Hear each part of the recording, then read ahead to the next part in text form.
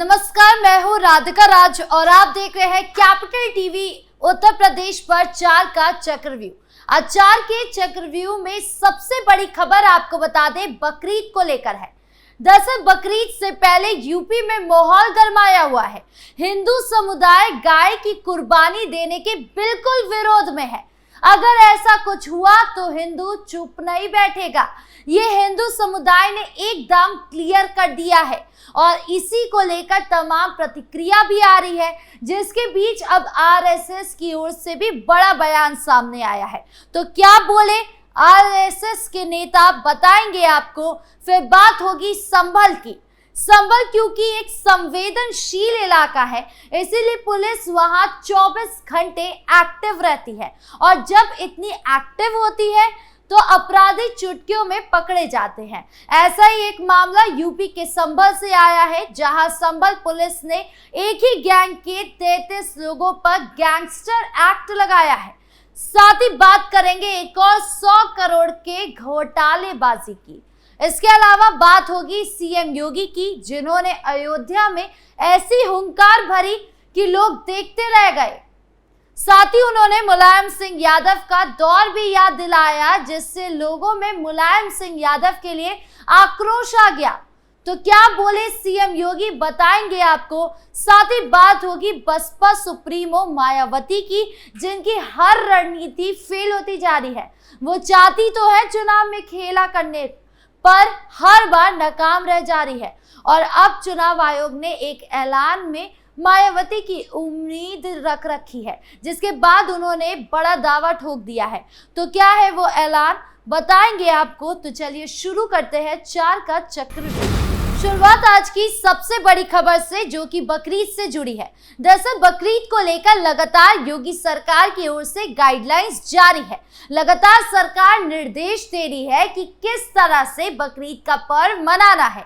साथ ही दूसरी ओर चेतावनी भी दे रही है कि अगर किसी मौलाना या कट्टरपंथी ने बकरीद की आड़ में गायों को काटने की कोशिश की तो बख्शा नहीं जाएगा। और इसी कड़ी में सीएम योगी ने एक बार फिर बकरीद को लेकर निर्देश जारी किए हैं, जहां उन्होंने कहा है कि मुख्यमंत्री ने बकरीद पर्व को लेकर प्रशासन और पुलिस की तैयारी की जानकारी ली। सीएम योगी ने कहा कि 7 जून को बकरीद का त्योहार शांति और सौहार्दपूर्ण माहौल में संपन्न कराने में किसी भी स्तर पर शिथिलता नहीं होनी चाहिए। बकरीद पर कुर्बानी पूर्व निर्धारित स्थलों पर ही होनी चाहिए और प्रतिबंधित पशुओं की कुर्बानी पर रेल रोक को सख्ती से लागू किया जाना चाहिए। सड़क मार्ग अवरुद्ध कर नमाज की अनुमति ना हो। उन्होंने कहा कि हर पर्व त्योहार पर आस्था का सम्मान हो, लेकिन नई परंपरा की अनुमति नहीं मिलनी चाहिए। यानी सीएम योगी ने ये साफ कर दिया है कि निर्देश के बाहर अगर कुछ भी कार्य होते हैं तो उसे बख्शा नहीं जाएगा। इसके अलावा आपको बता दूं कि बकरीद को लेकर आरएसएस की ओर से क्या कहा गया। दरअसल उन्होंने कहा, इसे लेकर कोई विवाद देश के अंदर नहीं है। जिसकी जो आस्था है वो उसका पालन करता रहेगा और जो लोग इसका विरोध और पशु क्रूरता की बात कर रहे हैं तो वो बकरा ईद पर ही क्यों कर रहे हैं। उन्हें तो पूरे साल आंदोलन करना चाहिए और बीफ निर्यात के मुद्दे पर सरकार के खिलाफ भी आंदोलन करना चाहिए। यानी आरएसएस नेता कुर्बानी के विरोध में है, साथ ही विरोध आंदोलन की भी मांग कर रहे हैं। अब उनकी मांग पूरी होती है या नहीं, ये देखने वाली बात होगी। बढ़ते अगली खबर की ओर, जहां बात संभल की। संभल में माहौल गरमाया हुआ है। एक तरफ संभल सांसद जियाउर रहमान बर्ग पर जेल की तलवार लटक रही है, तो वहीं दूसरी तरफ बदमाश बदमाशी करने से बाज नहीं आ रहे। हालांकि योगी पुलिस काफी एक्टिव है और ऐसे बदमाशों को खदेड़ के अपने गिरफ्त में ले रही है और ऐसा ही मामला सामने आया है। दरअसल उत्तर प्रदेश के संभल में पुलिस ने एक ही गैंग के 33 लोगों पर एक साथ गैंगस्टर एक्ट लगाया है। उत्तर प्रदेश में इसे संभवतः पहली बड़ी कार्रवाई माना जा रहा है, जब एक साथ इतनी बड़ी संख्या में गैंगस्टर एक्ट अपराधियों पर लगाया गया है। ये गैंग कई शहरों से ट्रैक्टर चुराता था और उनके पार्ट्स अलग अलग करके बेच देता था। यह भी पता चला कि ट्रैक्टर के इंजन से जनरेटर तैयार करके इस गैंग के द्वारा आयशर महिंद्रा के स्टिकर लगाकर मार्केट में नए जनरेटर के रूप में बेचा जा रहा था।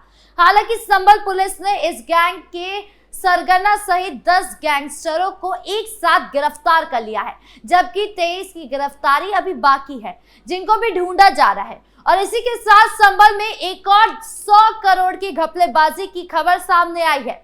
बीमा राशि ऐसी चीज है जिसे करा लो तो दिक्कत, ना करवाओ तो भी दिक्कत। करवा लो तो लोग जबरदस्ती मारने के पीछे पड़ जाते हैं और ना करवाओ तो खुद मरने का डर रहता है। लेकिन दुनिया में कुछ ऐसे लोग भी होते हैं जो इसे ही अपना धंधा बना लेते हैं।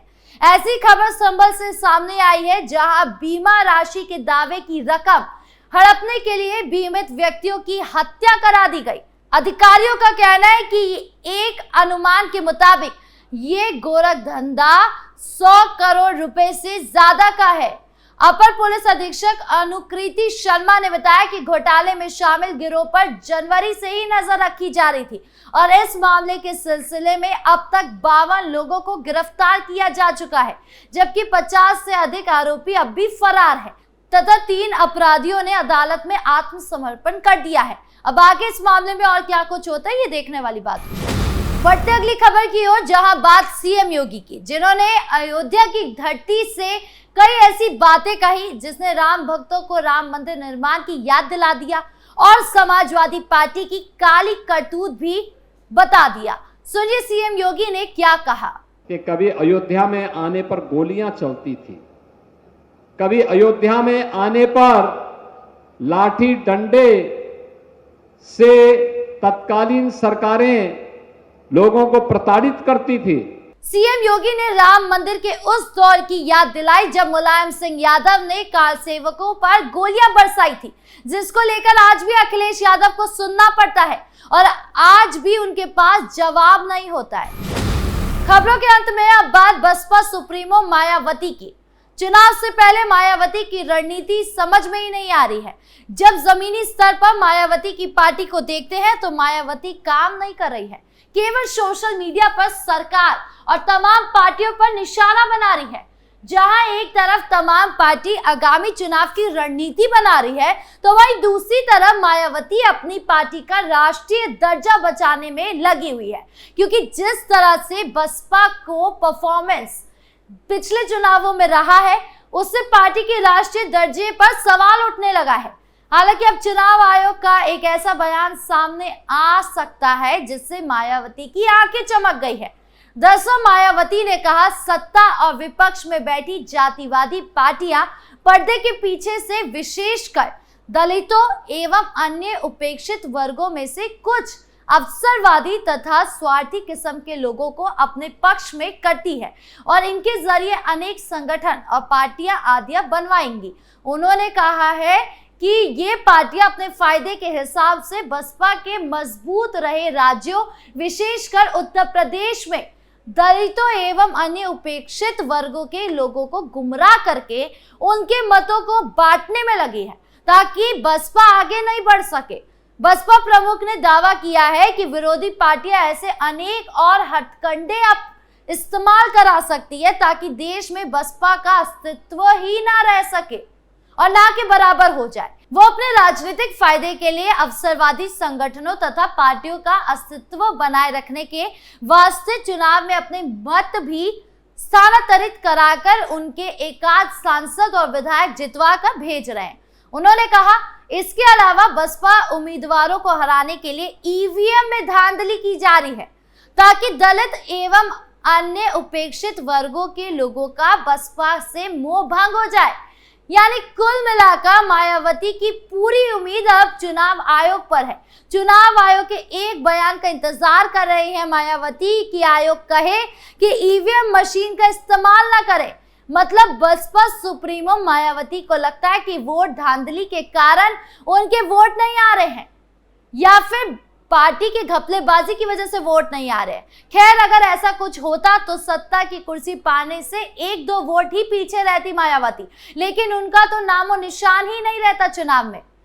बहरहाल 4 के चक्रव्यूह में इतना ही। नमस्कार।